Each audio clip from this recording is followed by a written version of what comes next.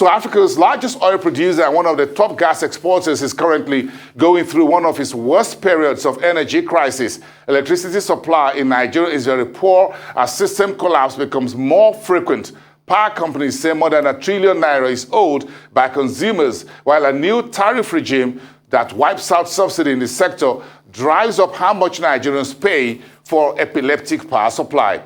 My guest on this tonight is Magnus Onuoha, a professor of green economics and the national vice chairman of the Renewable Energy and Energy Efficiency Associations Alliance. Good evening, Professor. I'm sure it's good to have you here. I'm sure you brought some energy into this conversation tonight because I'm going to ask you for your thoughts. When you see Nigeria going through years and years of energy delivery, what are you thinking? What are your thoughts? Share those thoughts with me. Thank you so much, Ms. Boston. Thank you for having me. It goes to show that we've not gotten it right yet. The grid system has collapsed 2-3 days ago, and we're still so fixated on the grid system. We've not really done a total mapping about the Nigeria's energy mix. All right, and we are saying that in this era of transition towards renewable alternative energy sources, there's so much to be harnessed. You know, we don't need to rely on oil and gas, so to speak.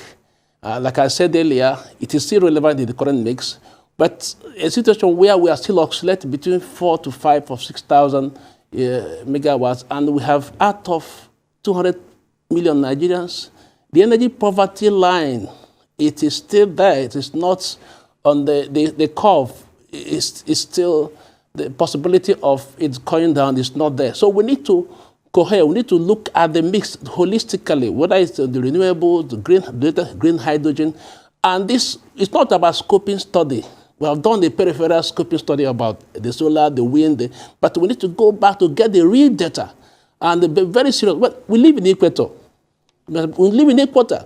Why can't we look at, you mentioned Egypt and the Morocco, and how they have so assessed the renewables, solar in person. So we have been paying lip service.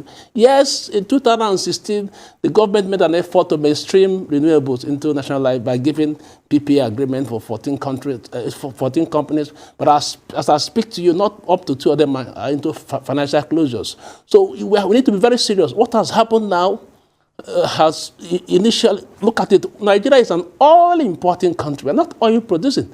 We import this oil and gas from Russia and UAE and all that. Just look at it and see what is happening. That makes us, we're very vulnerable. The queues, look at what is happening. So we need the crisis in Ukraine and Russia is going to be it will give us an impetus to go back to the drawing board.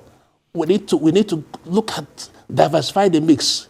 We don't just, the old narratives of the grid system must come to pass. And we have seen it. It's not sustainable. So for those of us in the renewable energy space have been hammering on the need for us the government should put much more effort, in this space. Subsidy is not there. The subsidy in the other. Yes, you said so much about this. I just want to ask this very key question, Professor. What needs to change fundamentally in the energy sector and across the value chain? But we need to be very proactive. The policies need to come now. We've had policies. We should have another policy. We've had policies. I agree. Let me give you an instance. In the alliance where I belong, we have reviewed, 2015 renewable energy and energy efficiency policy. Nothing was done from 2015 to present. We have reviewed and discovered that the policy needs to be, it's no longer, we need to begin to, there are so many issues that are not put in place in the policy, so to speak. The biofuel issues, we treated biofuel with levity. But thank God the biofuel has come in the space now. You know the implication of biofuel, the grid, we're going to have, we're talking about electric vehicle in the next 2050 or 2030. The hybrid system, must come in. The biofuel is very critical. So the point I'm making is that Nigeria should sit down and have a totality, a map, not just a scoping study. Let's have a real data about energy sources. I'll give you an instance. You are saying that we live in equator.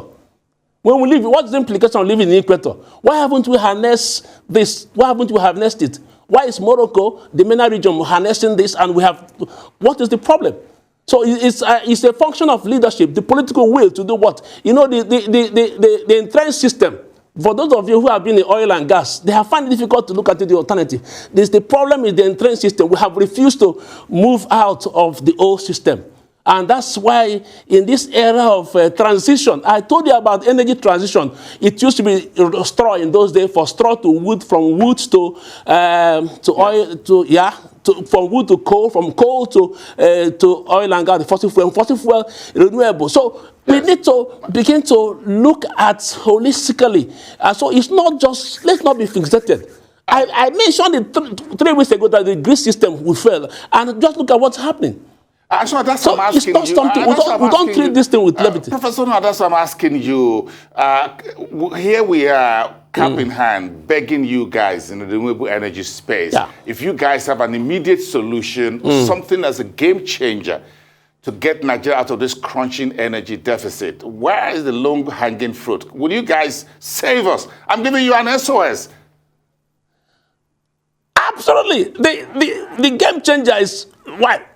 Give us the level playing ground. There is subsidy in the oil and gas. But here, no subsidy. But it's not about subsidy. Give us that environment. People are saying the upfront cost is not just there. But the truth of the matter, I have said it, for those of us in the renewable energy space who don't like what happened to oil and gas to happen to us right now. It took 2007 Nigerian Content Act to say Nigerian active participant in the company to participate in oil and gas. But right now, we need to, we're driving capacity building, the training, ensuring that, let me give you an instance. The silicon, which is a major byproduct of the solar panel, we have sand dunes, very good sand dunes in Yobe. We have done a research. Yobe has the best sand dune in Nigeria. Yobe, Gombe, and Adamawa, and so to speak. So, and we have that research is in public glare. Can't we have research, can't we have funding on silicon, to produce silicon? I major by more than 50%, once we get the solar panel, 50% of this it costs. So it is there. But governments are not interested. I'm sorry to say it. They are still that bent on oil and gas. So give us a level playing ground. I'm not saying this government have not done well. I have said the policy is in place, but the policy is not, we have not really, it's like, you know, they've not been active, you know, in terms of what they have. This government has done well, but here we have the national grid collapsed 2 days or twice within 14 hours. Just get me right. I'm saying in terms of this diversity, but they need to do more. We need to come together now to say this is, let's have the totality of the energy mix. All right? Let's come to the table. What is green hydrogen, which is the new narrative now going to bring? What is solar? What is wind? What is biomass? What is biofuel? All this, what is it? We need to let us cohere. We need to come together. What I'm saying is that the entrenched system, the old narrative of oil and gas, I'm not saying oil and gas is still relevant in the current energy mix, but it is not renewable. You know, we don't have the strategic reserves like what's obtainable. The lifespan of American oil is 112 years. The lifetime of Canadian oil is 115 years because of they have the reserve, the strategic reserve, but we don't have it. In the first place, we are not oil producing. Okay. We are still oil importing. You know, so we need to come back to the basics. Okay, well, we need to come back to the basics. We appreciate your insight on this subject. Well appreciated. Thanks for coming through. Magnus Onuoha, Professor of Green Economy. Thank you so much. Have a great evening. Live out of our Abuja studios. Thank you so much.